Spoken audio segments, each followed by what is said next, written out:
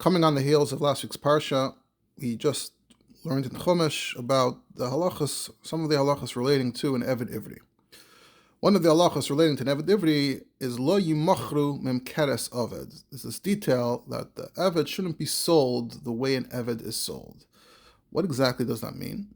So we're not going to be delving directly into this per se, but a certain halacha relating to this actually has very interesting ramifications for a more common phenomenon that we're all familiar with, that's become very common, very popular in the last 10, 15 years, as we'll get to shortly. But first, let's take a look at the Rambam Hilchos Avadim, who quotes this pasuk from last week's parsha. The Rambam Hilchos Avadim, Perek Aleph Halacha Hey, says, Eved Ivri who's being sold, whether he sells himself, whether he's being sold by Beis Din, Einoi Nimkar Befarhesia al Even Hamekach. Slave is not sold in public at an auction. The literal term is the Even Hamekach. Put them on a stone for auctioning, for negotiating, for sale. They're not sold in that fashion.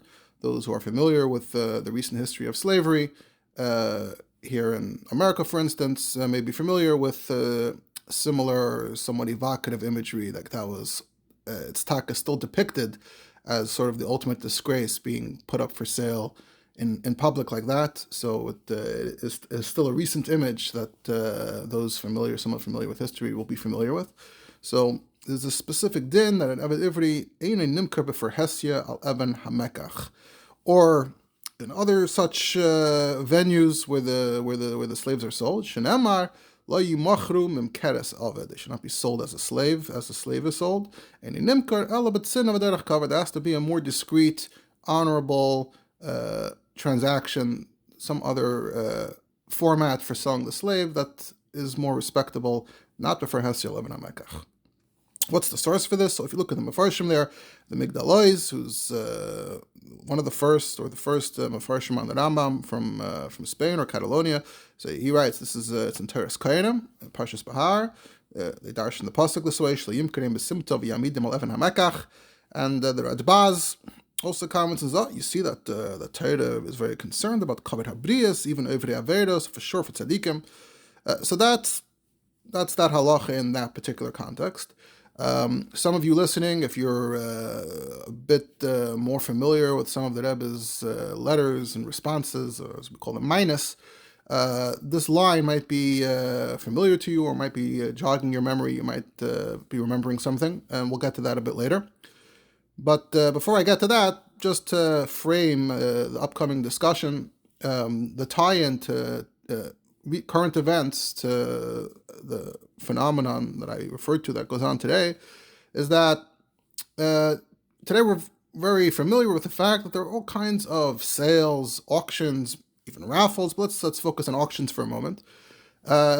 You have auctions every week, every 2 weeks, every month or so. Another link makes the rounds. There's another auction, many different from auction houses that focus and specialize on from items. And I don't know if there's one that focuses exclusively on Chabad yet, but many of them will do, I don't know if it's an exclusive Chabad sale, but they'll have within their larger selection, there often will be a strong Chabad section, a strong Chabad component, and whatever items they can get, whether it's dollars, whether it's letters, or whether it's other items. We're not going to get into the controversies relating to some of the items that are put up for sale, but we're all familiar at this point that many items relating to the Rebbe, relating to the Rebbeim, are put up for sale, are put up for auction.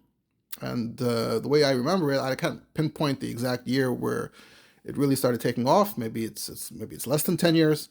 Obviously, there was the phenomenon of selling Judaica, selling expensive religious items. That phenomenon goes back much further. But this transition to online auctions, to online catalogs, to online auctions really took off in earnest in, I would say the last 10 years. Some of these auction houses do go back further. I know now that the Yitzhak Chachma actually includes their catalogs in the database, because often the catalogs are often well researched, and you can find interesting information relating to a topic, relating to a figure you might be interested in. is you can by searching the catalogs, you can actually find relevant information sometimes, or even now, once these catalogs are online, often I'll find that I'm trying to track something down, and if I search and I add one of the website's names to my search, so that might actually point me to information that I'm looking for that's on one of these websites. So they could be helpful in that sense, but so I'm sure it happened in stages, gradually. So some of these catalogs go back a bit further, but in my memory, my experience, it's somewhere in the last 10 years. So the way I remember it is when they started having serious amounts of Chabad items, I think the reaction of a number of people, at least people that I run in the same circle as, or in adjacent circles, some people were taken aback. It rubbed people the wrong way that this was going on. And there's different levels, degrees of what's being put for sale. If it's just dollars, that's one level. Personal letters from the Rebbe, if it's a collection of letters written to a particular person and they're all put up for sale, people are taken aback. But as time goes on, I think we've sort of gotten used to it. People aren't perpetually being moicha, objecting to that. But still, every now and then, if a new group of letters goes up to a new name, to a new family, especially if it's a Chabad family, people will raise an eyebrow and say, "Really, that's what they're doing? They're just offloading their stuff, their family heirlooms of stuff the Rebbe wrote to them, sent to them, gave to them. They're just offloading it like that." So people do react that way, but I don't recall that there's ever been a systematic discussion of this issue, of this question. And as I alluded to earlier, there actually is something that Rebbe expressed at some point that may be relevant to this discussion, that's related to that halacha that we began with, and we'll get to all of that in due course.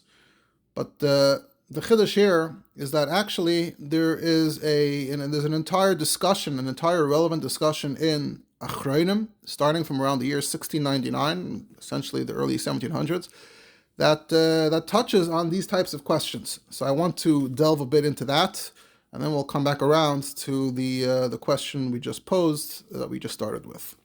So the tshuva in particular that I was looking at this week is a tshuva in Shalos Tshuvas Panim Me'iris. Who is the Shalos Tshuvas Panim Me'iris? So the author, the mechaber, the name is Rav Meir Eisenstadt. Sometimes he's known as Maharam Ash for short, Ash standing for Eisenstadt. And he lived, the dates of his life are given as 1670 to 1744. So the mid-Tufs through the end of the Tufs, past away Tufkov Daled. He lived finally in Eisenstadt, which is where he got the name from. If you look through his biography, you could see that he actually, if you want to be sensitive to geography, he actually started off in Poland, and he was apparently a great nephew of the Shach, the subsection, and he learned from the Magen Avram, so some names we're all familiar with. And he had started getting involved in rabbinics in Poland, but according to the way it's written up online, he was too much headache, and he decided to move more towards the lands of Ashkenaz. So one important figure he met along the way, and this will be somewhat relevant later, is he met Shamshin Wertheimer, who was a very powerful Ashkenazi Jew at the time. So he's known as a court Jew, is a term that was still in use then, that so-and-so, this one or that one, were the court Jew. So this Shamshin Wertheimer was one such court Jew, in the sense of being a very powerful Jew with connections with the government. And with his connections, with his assistance, he was appointed to Rosh Yeshiva in Vermeiza, Worms, and then he had Rabbanus in Moravia, where he influenced Rabbanus and Eibschitz, and then he moved on to Eisenstadt, which is, I guess, I didn't check it on the map, but it's like a Germanic part of Hungary, later the Austro-Hungarian Empire. Not being medayek here, we're not getting the exact historical borders here with 100% accuracy, but Eisenstadt and the Sheva Kehilas, and that's what he's famous for, and that's why he's known as Meir Eisenstadt, Madame Eisenstadt, and he's the author of the Tshuvas in Shalos Tshuvas Panim Me'iris. Interestingly, notably, one of his Einiklach is the Pischei Tshuva, who collected Shalos Tshuvas that are relevant to the Samanei Shulchan Aruch, and therefore this Einikol actually quotes the Panim Meiris a lot in his Chibur, so that's an interesting detail to know. But I think it's fair to say that generally speaking, he started off in Poland, but ended off, whether it was Germany proper or Moravia or let's say Hungary, or Austro-Hungary, or whatever the right term would be, he ended up more in a more Ashkenazi milieu, Ashkenaz proper. So here's the we'll start with the question he was asked. It's in his Shalos Tshuvas Chelik Gimel Semen Mem Gimel. By the way, his Shalos Tshuvas were reprinted recently by Machoin Zichron Aaron, as they have been doing many such Shalos Tshuvas from Gedolei HaAchreinim. So you can find the tshuva there with Ha'aris. I noted when I was looking at it that the Ha'aris in this particular edition, they're not fully consistent across different Sfarim and different editions, but in this particular Chibur, it seems like the Ha'aris focus a lot on even spelling out some of the questions or answers that he's giving. If you need a bit more context or a bit of a taich to what the question is, what the answer is, they seem to be doing those kinds of Ha'aris, if you consider that a plus. Others might think it's overkill, but they do have that in this edition. But I'm not looking at that edition right now. I do have it here for reference if necessary. So it begins with the Shaila, and in this case, different Shalos Tshuvas have different policies with regards to preserving or reproducing the Shaila. Some might skip the Shaila altogether and hope that you can pick up on what the question was from the context of the Tshuva. Some will reproduce part of the Shaila, but in this case, it literally reproduces the entire Nusach HaShaila with the date at the beginning and the signature at the end. It's essentially it's its own standalone document, and it starts like this: Vino, which probably should be pronounced Vin, Vienna, Yom Daled Chav Ches Ir Tov Tzadik Zayin Leprat Katan. So it's actually yesterday's date. From the year Tov Tzadik Zayin, which would be 1737. And the usual honorifics, the titles for Remeir Eisenstadt, and the person writing actually calls him Ahuvi Michutani, so the person writing, we'll get to his name shortly, is related somehow to Remeir Eisenstadt, who is currently the Av Beis Din of Eisenstadt. And this is the question. He says, there was a fellow, we're not saying the name, there was a fellow who had an older daughter. I think Bechlal and Ashkenaz, those lands, the ages for marriage were a bit different than in Eastern Europe. I think it was more common to get married much later. I think there also were very draconian laws at certain times, at certain places about when Jews could get married or how many Jews could get married. So I don't know what the circumstances here were, but his daughter was Yatza Leklal Begeres, so it's implied that she was older than the youngest age that people were getting married, and made a shidduch, and he promised a big nadan, big dowry to the chassan, but then he lost all his money, and he had nothing. All he had was a Sefer Torah. The Sefer Torah was written kadas v'ka'alacha. He had his own Sefer Torah, maybe als a gvir, a former gvir, or a former man of means. He had commissioned a Sefer Torah. And that's all he has left. Everything else was gone. So now he has to sell the Sefer Torah to be able to provide the needs, at least for the big day Akala. So she shouldn't be ashamed. Sounds like the shidduch is going forward, but he needs to sell the Sefer Torah. Problem is, there's no one who could pay up front, pay the entire amount for the Sefer Torah. Ein aleha koinim benimtza. Even to pay at a low price, even if he was pressured to accept a low price, a low amount, there's no one who could pay that. So what solution did people come up with? So the Nedivim, Katsine Vina, the generous leaders, the powerful community leaders of Vin, decided that we'll do the following. Everyone should contribute whatever they can, whatever they feel is right to contribute. And it's going to go towards a raffle.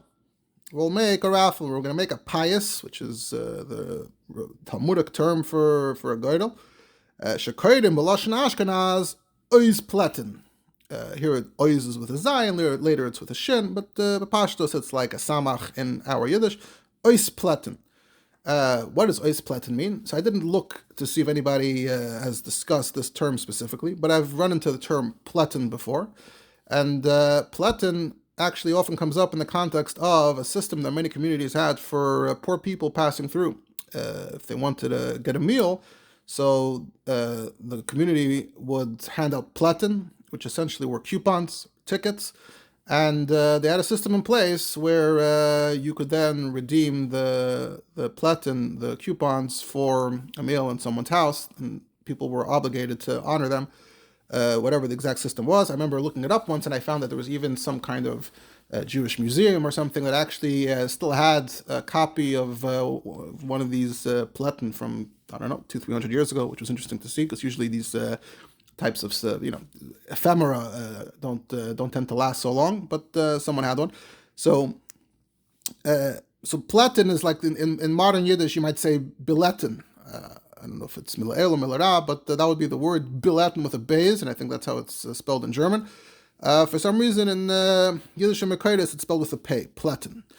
So I think ois platin in this context probably means roughly something like we're doing a raffle in the manner of pulling out a ticket, so everyone gets tickets, and then we're going to pull out the winning ticket, and that will be the winner. I think that's what they meant when they said ois platin, to clarify the format of the pious of the Geidel. And then Mishi Yalla HaGeidel B'Yoda Yitelas Hashem, or actually maybe it's saying that there'll be tickets in a hat, and everyone pulls out a ticket, and whoever pulls out the winning ticket wins. Whatever the exact format is, maybe that's what ois platin is. You pull out the winning ticket, but something along those lines. So they want to make the point, though, is, without getting too technical about the term, the point is, instead of selling it, doing a one-time sale, let's make a raffle for the Sefer Torah, and everyone, it sounds like there won't be a flat rate for the ticket. Everyone can pay whatever maybe there's a minimum, and that will cover the cost of the Sefer Torah, maybe hopefully even more. And that way you can get the value of the Sefer Torah, but it will be done in the manner of a raffle, and no one person is buying the whole thing, but between all the tickets, it covers the cost. Right? We're familiar, obviously, there are all kinds of Chinese auctions, as they're called today, that run along this similar principle, where you're hoping you're getting a lot more than the value of the actual item itself by the fact that so many people want to participate. So the way it's being described sounds like it's at least a shtickle chiddush. It wasn't ma'asim shebechol yen. It didn't have Chinese auctions yet, necessarily. You would have to search other mentions for ois platin across Jewish literature to see how many other instances there may have been of conducting such a raffle, but that was what they wanted to do here. However, what's the issue? It's doch good, it's great. No, the problem is, there's some that are saying, is this okay? Is this right? Is this wrong? Or is this bizoyin kisvei kodesh? Is this a disgrace for the holy writings, for the Sefer Torah? So, a lot of, back then, you had to write the Lashonos, there was a respectable way of writing between Rabbanim. Sometimes you had professional scribes who did the work, but you had to write nice Lashonos. So, please get back to us as soon as possible, because it's somewhat urgent. And we all decided here in Wien that we're going to rely on whatever you say. Whatever you say, we'll follow. Signed, Kedivrei Ahuvoi Nemon David HaKatan, the son of Rebbe Yehuda Zindel of Skal. And then he adds, Yoshev Oihel Beveis HaKotzen HaMefursam Rav Reb Wolf Virtime. So I'm in the house of the famous Kotzen, which is a term that was used in Jewish communities for important Jewish officials within the community. I'm in the house of the famous Kotzen, Wolf Virtime. So before I continue, getting back to the topic at hand, I did want to actually take just a few moments to zoom in a bit onto these names. We have, in addition to the name we started with, Rameir Eisenstadt, now we have Wolf Virtime, Kotzen HaMefursam, and then you have this Talmid Chacham, David, who's David ben Harav Reb Yehuda Zindel Miskal, who's dwelling in his home. And this is somewhat common at the time. You'll see the word Talmid Chachamim who would be Valgezich, they'd roll around a bit, and they'd end up being living in the home of a great benefactor, of some powerful rich person, and these rich people would act as patrons and support such Talmidei Chacham. So that's what seems to be implied here. So who are these two? So focus a bit more on Wolf Wertheim.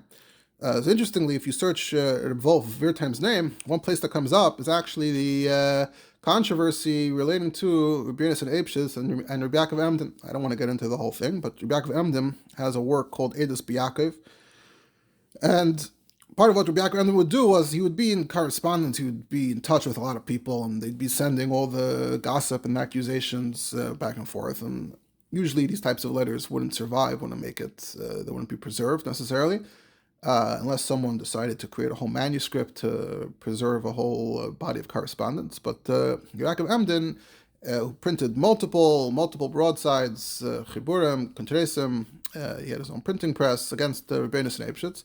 So in addition to all the things he had to say, he often preserved letters that he received from others. So in Edus B'Yaakov, he has a letter. I didn't I actually did look it up briefly, but I didn't delve too deeply into it. It's implied, if I understood correctly, it's a letter written by Rameir of Eisenstadt's son, actually. And the letter says that Rav Goyen, a first sort of mayor, referring to Rameir Eisenstadt, when he was in Wien, he was Beveis HaKotzen, Wolf Wertheim. So it says he took Rebbeinu and Apeshus into a room at some point along the whole story, and he had rebuked him about his association with characters the likes of labeled the prostates or Nehemiah Chion after they had already been exposed, and Rebbeinu had told him and promised that he'll be more careful. So that's, take it for whatever that's worth, but that's interesting generally, but it mentions specifically that when he was in Wien in the house of Wolf Wertheim, they had this conversation. Interestingly, in the Noda B'Yehuda, there are a number of tshuvas to someone by the name of Wolf Wertheim, but that person seems to be much younger, who's a Talmud, doesn't seem to be the same person if you look at it chronologically. So who is Wolf Wertheim? So I actually saw that we actually even have a letter written by this Wolf Wertheim, and he signs his name Shimon Wolf Wertheim. It's printed in a publication called Yerushalayim. It was printed in maybe the 1890s. That contained different interesting documents, and it contains, I'll get back to it shortly, contains a letter signed Shimon Wolf Wertheim. But interestingly, in the Teichen HaInyanim, in the index in the beginning, it confuses things, and it says Shimshon Wolf, and it says Wertheimer. So we mentioned Shimshon and Wertheimer, and then there's Shimon Wolf Wertheimer, and then it says Shamshon Wolf Wertheimer. What's going on? So, like we said, Shamshon Wertheimer is a pretty well-known person. His name is not Wolf, but if you look in the details online, you'll see that it says B'noi of Shimon Wolf Wertheimer was also known as a Shtadler and Mekurev L'Malchus. So there's some kind of confusion here. There's the father Shimshon or Shamshon Wertheimer or Wertheim, and then there's the son Wolf or Shimon Wolf Wertheimer or Wertheim, and the letter and what the person we're discussing here is the son. I then actually found that there's actually an author, an academic, a researcher, who's written a decent amount of material on the family, both father and son. So, for example, she wrote an article called Jewish Families as Intercessors and Patrons, the case of the Wertheimer family in the 18th century. And I'll share just a little bit from it. We don't want to go too off topic here, but I'm sharing because I do think this stuff is interesting as well. She writes, Shimon Wolf. Wolf was born in 1681 in Vienna as the son of Samson and his first wife. Probably at the age of 18, he was married to Leah Oppenheimer, granddaughter of Samuel Oppenheimer. So Wertheimer and Oppenheimer, two well-known, powerful, wealthy families. With this marriage, he united the extended families and business connections of the Oppenheimer and Wertheimer empires. When his father Samson ascended to the office of chief court factor in Vienna in 1703, Wolf, then in his early 20s, also received the Chain of Mercy and a portrait of Emperor Leopold I as reference to his status, and he took over his father's banking business in 1709. He served under 4 emperors, and the year of his father's death, he became the Bavarian court factor and moved to Augsburg, Bavaria, and one of his sons remained in Vienna. So obviously, some of the details are technical. You have to understand the extent of the family business and what the different kingdoms at the time were and what the significance may have been. She writes, throughout his life, Wolf Wertheimer experienced the difficult aspects of the role as a Jewish court factor of many princes at the same time. And then around the 1720s, things got really tough. He was forced to lend money into more than one, both the Emperor of Vienna and the Elector of Bavaria were both on his case. And then the debt from Bavaria in particular proved to be very problematic. They couldn't pay it back. And they stopped the repayments, and he had to go bankrupt and closed his banking house in 1733. And then for the rest of his life, he was sort of chasing this debt from Bavaria, but he was still functioning as who he was in some capacity. Ayin Sham, in greater detail, also speaks about how he was involved in saving the community of Prague around then, and what the context for that would have been, both also in terms of his own personal business affairs and what he was up to then. More recently, she also wrote about it in a chapter in a recent book on German Jewish studies. She wrote a bit more about it as well. She writes that after Wolf's death, the family continued their charitable engagement, employing the ever-expanding family and business network for that purpose. They collected the diaspora donation, the Chalukah, for the Ashkenazi Jews in the Holy Land. And as main donors, they funded the study hall, the Klois in Frankfurt am Main, until it was torn down in 1883. And this itself is interesting, because I've noticed that you had these, before the Koilel, the Musik of the Koilel wasn't invented. Previously, you had the Musik of the Klois, and you had the Klois in Brod, and the Klois in Vilna, and other places. And I've noticed before that the institution of the Klois in Ashkenaz, even as it seems that other aspects of the Frum community collapsed, I've noticed, I don't remember if it was this particular one or others, that because I guess certain rich people gave an endowment towards the Klois, so the Klois perhaps was able to keep going even past when other things had collapsed, and you still find Talmidei Chachamim in Ashkenaz, even in the 1800s, learning in a Klois, which I had found surprising in the past. So this is an interesting reference to something like that they were the main donors for a Klois in Frankfurt until as late as 1883, when it was torn down. And it was continued being a big family, and I would have to go look to see the exact history as to when they stopped being so relevant as a powerful family, but that's the case with many such families. She also touches on the question of how such Jews who had such power and connections, how they actually conducted themselves, how frum did they conduct themselves in their personal life. I'm not going to get into any detail on that. The author's name is Miriam Thulin or Tulin, I can't claim to pronounce it, but someone from Europe who researches these topics, and in particular the history of the Wertheimer family. So it's just an interesting footnote to dive into a bit. You can find the family tree of the Wertheimers online on Genie, and using Genie's tool to see how someone's related to you, it claimed that I actually have a sister-in-law who is claimed to be a direct descendant, and sounds like he had Haredish Eneklach in Hungary, and so she's a descendant through that. If, in fact, that lineage is authentic and correct, you can't always know with these websites. Like I said, there's this letter from him about the Tzedakah Taka of Eretz Yisrael, printed in this Ma'asaf Yerushalayim, and the letter is dated the year Tuf Peites, and it's written in sort of a Western Yiddish with a lot of Hebrew mixed in. I didn't see any particular interesting quotes, but it was interesting to see such a letter from a Gvir talking about the details of the Chalukah, his involvement in the Chalukah in Yerushalayim at that time, the early 1700s. I found it interesting. So that's the host, the person saying the Shaila, that was his host, the Wolf Wertheim. It's interesting that they would write it and spell it Wertheim in Yiddish at the time, even though it's known today as Wertheimer. I guess Wertheim is the place, and Wertheimer means you come from Wertheim, and the original Kunoi was the name of the city, like Horowitz or something like that, and then somewhere along the way, maybe in German, it's more correct to add the at the end, whatever the case is. That's all about the Kotzen and Wolf Wertheim, which, as we saw, was connected to Rameir Eisenstadt himself. It seems like Rameir Eisenstadt was in his house at some point. It seems like Rameir Eisenstadt had been connected to his father at some point. Seems like if you were in that region, in that sphere of influence, you probably ran into the Veritimers in some capacity.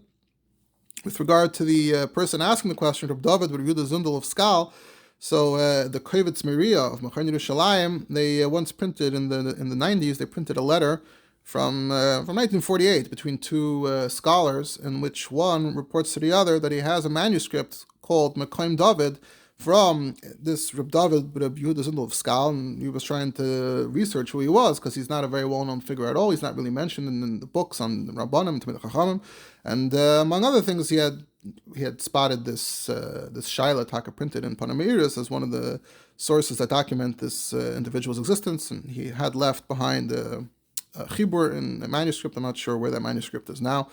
But so that gives us a bit of background, some color into this interaction. So they have this question in Vienna about the making this raffle, the Geidel on the Sefer Torah, and they had reached out to Rameir Eisenstadt. One more thing before I continue, because I quoted the source about Rameir Eisenstadt and being pulled into the Machlekes or Venus and Apeshitz. So if you look in the new edition of Panameiris, the new edition of Zichron Aaron from just a few years ago, on the end of Chelik Daled, there's a very big overview of the Panameiris in general, and interestingly, they devote a section to him being pulled into these controversies. But it seems that in that time and in that place, in that location, it seems that the Frankist, I've spoken a bit before, more recently, about how there was this interregnum, there was a pause between the flare-up of the original Shabtai Tzvi controversy and then the later Frankist controversy, which in my opinion really hardened the very negative views about Shabtai Tzvi and really shaped the narrative that we have today about that whole chapter of history and all the Sabbation hunting that we know about in those parts, and especially in Eastern Europe or even in Central Western Europe, comes from post-Frankists. Separately, there was the parsha of Nehemiah Chiyun in Amsterdam, which was a bit earlier. What we see here is that there was another parsha that isn't as well known, the parsha of Rebbe Prostitz. And this Rameir Eisenstadt, in particular, was pulled into the parsha of Rebbe Prostitz, was from Prostitz or Prosnitz, which was one of the places where Rameir Eisenstadt was Rav. So again, the geography is probably important to understand which region exactly. It seems like Prosnitz was in Moravia, but for some reason I associate him a little bit perhaps with his sphere perhaps included parts of what's today Ukraine. And he was a local charismatic person who appeared and started teaching Nister, Kabbalah, and he was considered to be a problematic person, and so that was a pre-Frankist flare-up, but I think it's different than the widespread Sabbation hunting that came later. I think in this case, Nehemiah Chiyun in particular forced people to confront him, or Rebbe Prostitz forced the communities to confront him because he was sort of actively trying to build a following, build a movement of some kind. So Rameir Eisenstadt, as the Rav, and the instinct of these Kehillas generally was to try to crack down on it.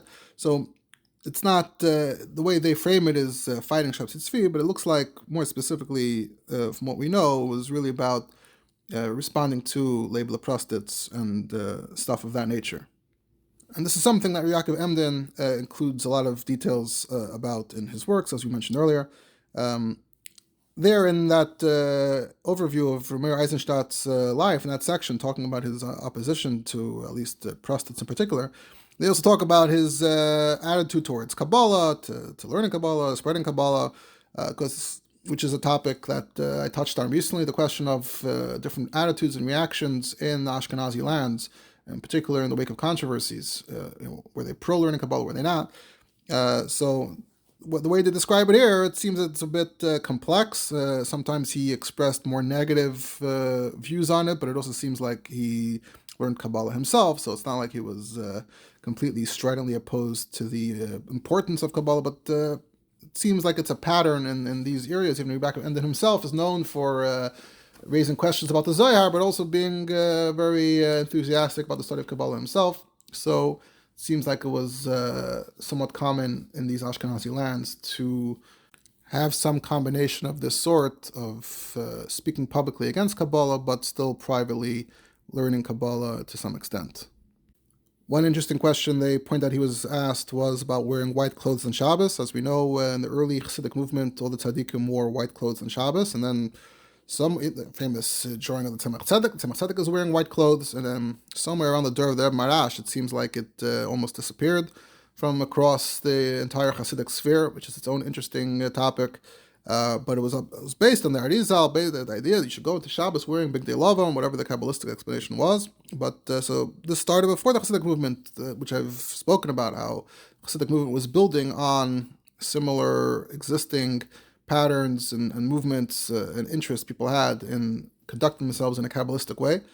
And Eisenstadt is an example of someone who reacted negatively and said, okay, the Kabbalim say it, but who do you think you are to be doing that? This popularization of Kabbalah, of Chassidus, of the pre-Chassidus Chassidus, he took a more negative, more dim view of that. And I'm not going to go quote this interesting Lashonis. I'm not going to go quote it because we're already off topic, but it's interesting to see how these questions of Chassidus for the masses versus the opposition to that started and existed before the specific Chassidic movement or the Baal Shem Tov the Maggid came on the scene. These questions, the pull to conduct oneself in this way and the opposition already existed previously, and the new Chassidic movement just sort of captured both that desire to do so and became the lightning rod for opposition, to the extent that sometimes, maybe another topic I have prepared that I might record this week, to the extent that sometimes we have those who are writing criticisms of Hasidim, and it's not fully clear, do they mean this specific Hasidic movement, or do they mean just Hasidim of this general nature, people doing similar things? Another interesting shayla they point out he was asked was about confessing to one's sins in public. I guess this question is kind of relevant again in the age of podcasts, and initially Panama Iris was leaning towards saying that it's a good idea, but ultimately his conclusion was it's not a good idea, and and even before dying, you shouldn't announce your sins. It should just be privately between you and your maker and your creator. And he says,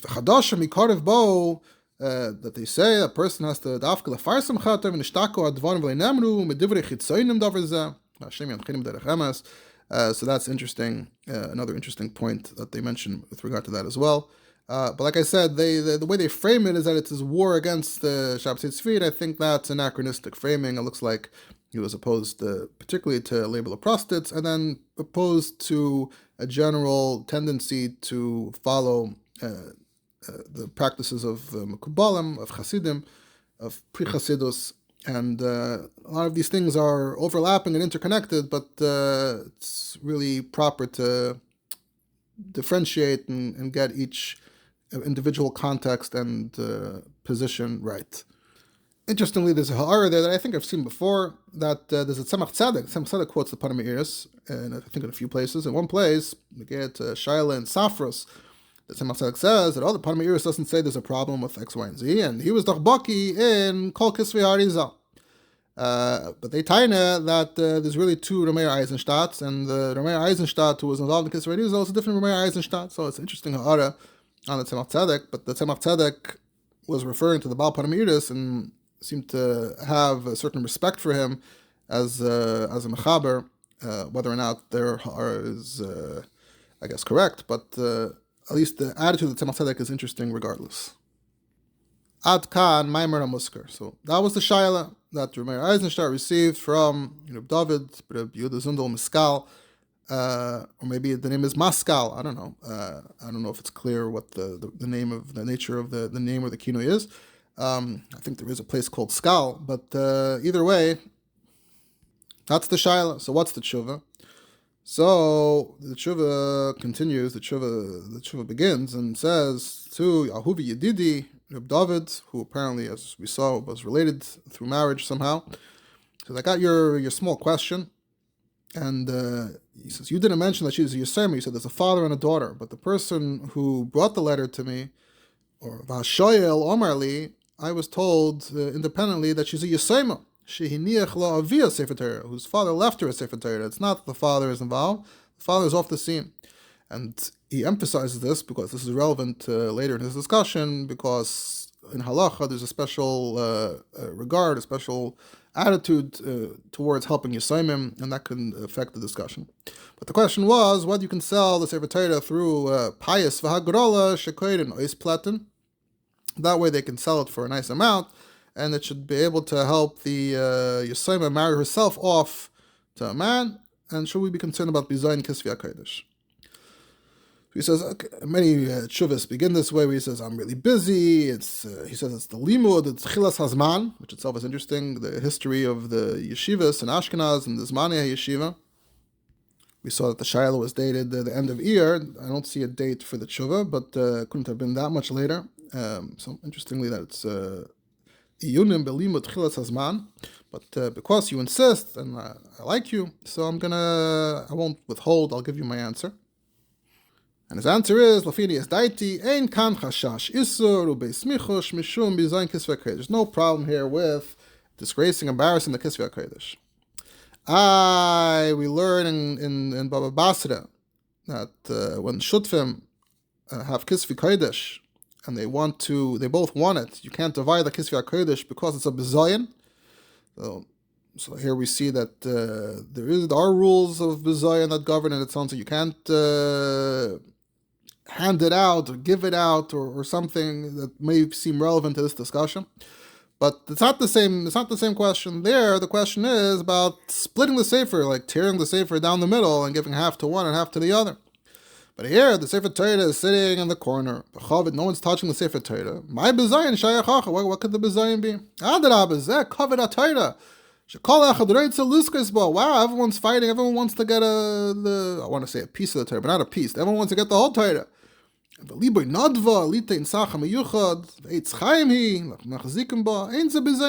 bizayin, so you can't compare. I'm not going to go through every detail here that he says, being medayik and the prati halachas of these relevant halachas. He adds, Adrabah, this helps you get more money for it. You can get more money than the Torah itself is worth. If you just sold it, then it would be worth less. Here you can make even more, as you mentioned earlier, through an auction. You can make more than the prize itself is worth. And it's l'tevas ha'yisayma. And here he mentions another relevant sugya. This is from Seder Kodshim. It says, Kol psulei mikdashim hana'asan lahakdash nimkarim be'itliz. Some animals that were meant to be brought as karbanis, psulei mikdashim, they have a psul, so the hekdesh keeps the ana, and they are sold at the butcher.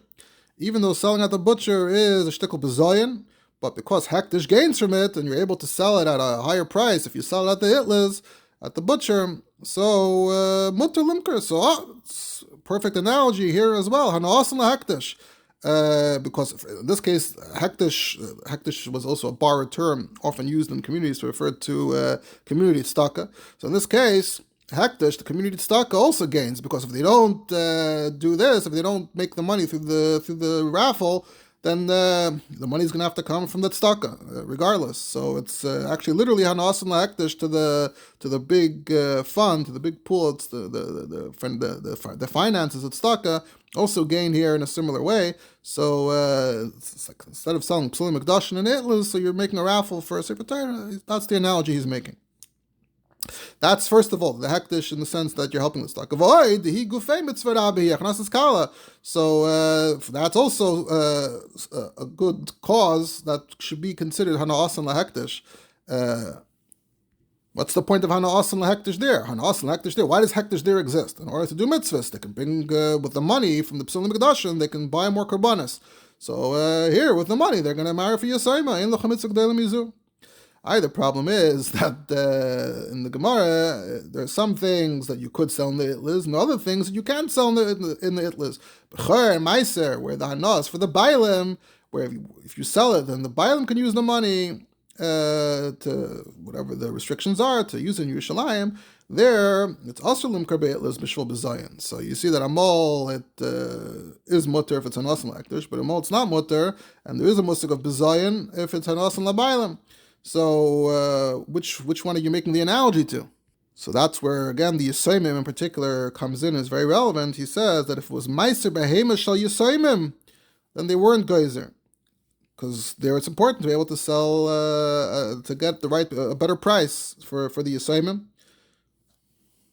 And if the Yisayimim doesn't get this heter, she's going to lose. They'll sell it for cheap. It's not going to be good for the Yisayimim. We see the Chachamim, when it's the Yisayimim, when the issue is Yisayimim, so then they'll sometimes they'll drop certain derabanans. They'll be maimed al din Torah. Moishe Yisayimim, you could sell beribus derabanan. So hachanam ridin didan. Even if you compared it to hanasan labaylam, also limkar beidlas mishvul b'zayin, but we would suspend that for a Yisayimah. And anyway, as I said, I don't buy the whole taina that's a bezayin. A bezayin is when you sell things in a bezayin. Here, the taina is a mendes bekovid, behechel. And whether or not there's hagrala, it doesn't change that the Torah itself is not being treated disrespectfully. And he adds, interestingly, I think this quote is a bit more well-known. He says, it's not like this was just invented. We have precedent. Seifrim will write a Megillas Esther, and instead of selling the Megillas Esther directly to a person, they put the Megillas Esther up for a raffle, for this exact kind of raffle, and that way the Sefer Pashat earns more money to make a better profit. Borrowing the term from the Girdle of Eretz Yisrael, it says that the Girdle would scream. So he's using that term in a borrowed sense, that the Girdle says that whoever is Zeicha, so they earn, they got whoever wins gets to keep the Megillah. So you gave towards a good cause, and if you win, the Girdle says you deserve to win.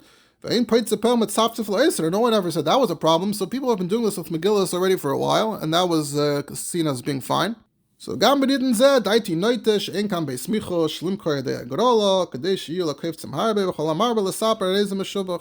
signs Ahuvai, Deire Shleimai, Meir, signing here in Eisenstadt. Like I said, I think the Megillas Esther quote is a bit more familiar. Maybe it's quoted in Survey's History of Writing Megillas Esther.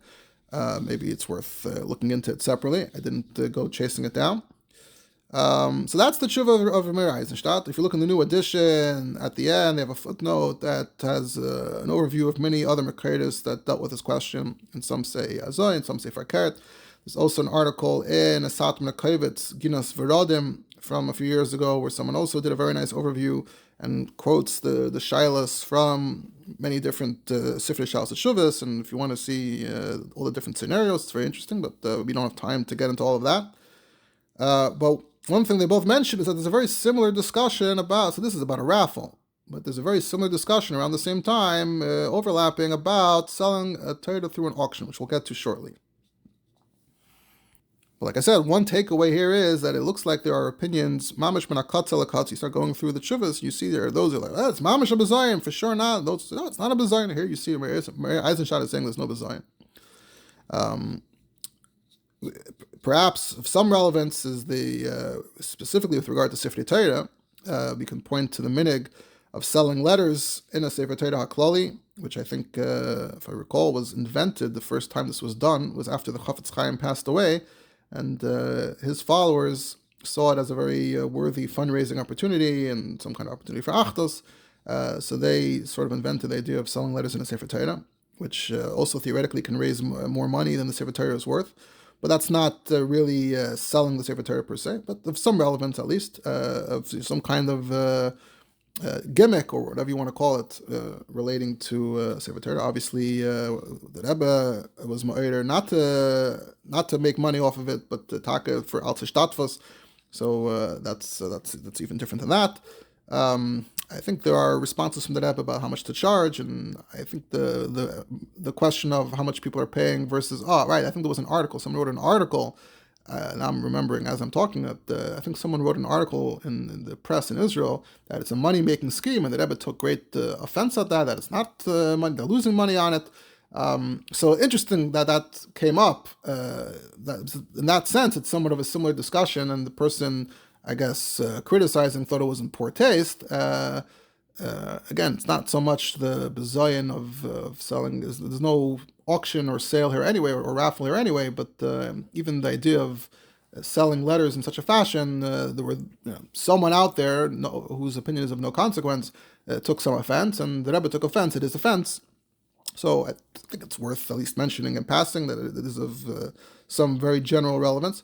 But more directly to the point, like I said, we're not going to go through all the tshuvas, so now I'm not here to get to the bottom and to come of this particular question and come to my own personal maskana. If one were to do that, one way to go through the sugya would be to go through all the sugyas. As we'll see, there are more gemaras, more inyanim and chazal that could be pulled into this conversation. You can go through it systematically, analyze each sugya, ask yourself what you really think each sugya means and is saying, and then what are the ramifications for different scenarios. But another way to analyze it or look at it is that it's interesting in the sense that it seems like this was a new question that started around, like I said, the early 1700s. And a bit too late for there was no established precedent. If Rishonim had spoken about it, and then the Shulchan Aruch would have given a psak, so that could help shut down certain conversations if there's a central psak somewhere. But because it was a relatively late shaila, and there was no, certainly at that time, there was no method, no mechanism for reaching a psak din that everyone would accept. So it's interesting to witness how you could have opinions across the spectrum in a katza el katza. And I think that tells us something about how approaching the Makairis, if you're able to approach the Makairis completely independently, how far apart the results, the conclusions can reach. And also tells us something about the individuals, how individual Rabbanim, people writing, how their minds work, and how you can reach very different conclusions. And another point I would make would be that the question is it really the Makaitis in this type of discussion? Is it really an objective analysis of the Makaitis, or does a lot of it come down to something relating to the cultural context? Is it the first time you're hearing about it? What's your reaction then? Is there already some precedent for doing similar stuff? Does that shape your impression of it? I don't think there's really one black and white answer to whether things like this are inherently respectful or inherently disrespectful. I think it can come down to the details in the presentation, the details in the context, the details in the precedent for what people have already been doing. And like, for example, I think it's notable that the Panamir says, we've already been doing this. For what? For the Megillas Esther. So that had perhaps already established that, had normalized it. Like we said, it doesn't seem like doing this kind of stuff went back that much further. At least I haven't seen documentation of it. So, but in the years that had preceded, that had already set the tone for the fact that it's not so disrespectful. So that's another way of thinking about this topic. And going according to that line of reasoning, then there is no clear mucker. There is no clear proof from any source, because every source in Chazal, in every case, can be shown to be slightly different, and that's even if you're trying to speak objectively, and even subjectively, it could also come down to your individual perspective, how you view this type of practice, this type of behavior. Now, if you look in these, in the Ha'ara and the Panameiris, in the New Edition, or in that article, one of the Makairis they're saying too is the Chacham Tzvi. The Chacham Tzvi was asked about the other type of question, about selling a Sefer Torah at auction, in Shul, whoever offers the highest price will pay the whole thing and get the whole thing. And the Chacham Tzvi brought a makar that the Panameiris didn't bring. What does the Chacham Tzvi say? So I have the text of the Chacham Tzvi. It's a very short passage. It's like almost just like a notebook, like a zikaron of a shayla that came up. It says here in Amsterdam, from the Tkufah that he was in Amsterdam, they would announce in the Shul, they would make an auction when there was a Sefer Torah for sale. And people would bid on it, just like they bid for the mekaymis, for the seats. You want to bid over a good seat, they would put the seat up for auction, so they put it in the Sefer Torah for auction. This was something I objected to. I told them not to do it. What it says in Sifra, layimkru mimkeres aved, layamidim besimta, layamidim al evan alekach. And the Rambam brings it in Hilchas Avadim, and he says the reason is it's not that Kavod. So Dr. Chacham Tzvi, Kavod Sefer Torah pachas miganav hanimker b'gnevasei. The Kavod of Sefer Torah shouldn't be lesser than the Kavod of a ganav being sold for his gneva. And we see this theme of bizayin kisvi hakodesh and Chazal, which the Panameiris discussed a bit and claimed was different. because you're not splitting it. But that's Cham Tzvi cites it as just a general point that we're sensitive to Bizayin Kisvei Kodesh. It's a value that we have, that Kisvei Kodesh also have feelings, so to speak. You can't be Mevazeh. And we're commanded to be mechaber and mahader the Sefer Torah. The word mechaber and mahader chachamim and zkenim. So we almost treat them a little bit like a human, the way you treat a chashuv, a person. So halachas kama v'kama that you can't do something to a Sefer Torah that you'd not do to a slave being sold. Manal kasafti tzvi Ashkenazi samach tes, whatever samach tes stands for, Hildesheim b'shnas tofnun tes. So he recorded this in the year Taka 1699, which may be the earliest source for discussing these types of questions. So in these overviews, the quote, the Shvus Yaakov and others, Tshuva Me'ava, who responded to Chacham Tzvi, said, no, we disagree.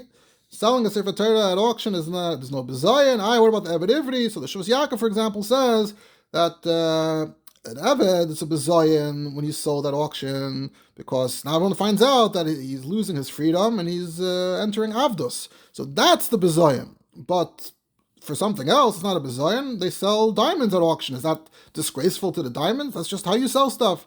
So it's the implication of the auction that's the bezayin, and there's no such negative implication when you're selling Sefer Torah. Like I said, these are sort of subjective questions, or it's very easy to make chilukim or to make them yoinas. And we see that Achreinim were taking completely different views. And like I said, the context could also matter as to how it was perceived, and whether it was seen as a respectable thing to do or a disrespectful thing to do. Shalos Shiva Zera Avram also rejects the Raya from the Eved Ivri. It has to be B'shuk, Al Evan Halekach. It didn't say that there's a problem with auctioning. It said you can't sell it at the auction block. That's a bezayin. But if you sell it somewhere else, maybe auctioning itself is not a bezayin. So there are all kinds of points that could be made either direction. Interestingly, in this discussion, there are those that say that mele, an auction, that's fine, but a girdle, that's a bezayin. And there's also say fakert, a girdle, that's a bezayin, but an auction, that's fine. Divin Malkio said maybe the Cham Tzvi, who didn't like the auction, maybe he'd be made in a girdle, that it's not a bezayin, because we see Avodah Shebamikdash they had a girdle for. So we have a precedent that making a girdle in this way is not a bezayin, it's a covet. Everyone is showing that they want to get it. So, like I said, if you want to zoom in and take every argument seriously, that's certainly one way to go about it. But if you want to zoom out and say that it's sort of subjective, I think that's another way to look at it as well. So now what does all this have to do with the Shaila of the Rebbe and items from Chabad? So now, like I said, those may be familiar. Remember that there is a Maina along these lines from the Rebbe, and one place it's cited is in the Kovet Zichron Menachem Meir regarding Rabbi Blau, who was very active in trying to be mefarsim the Rebbe's Torah in different creative ways back in the 60s or the 70s and the 80s.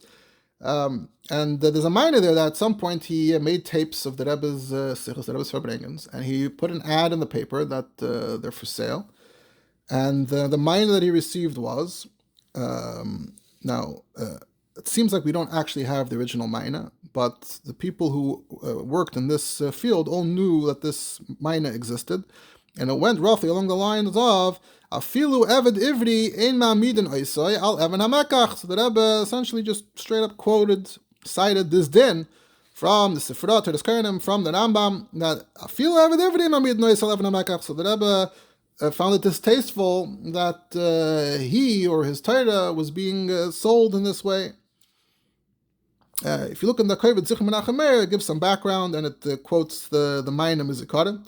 I also saw there was an article, an interview with Shalom Bar Volpa back in the day about how he was also creating tapes. He wanted to create tapes of the Rebbe's stance on Shleimus Haaretz, and he was also making tapes and putting in ads. And then he met Reb Chaim Baruch Halberstam. Chaim Baruch says, "Oh, you didn't hear the Rebbe's Maina?" So, like I said, the people in this tchum were all familiar with the Maina.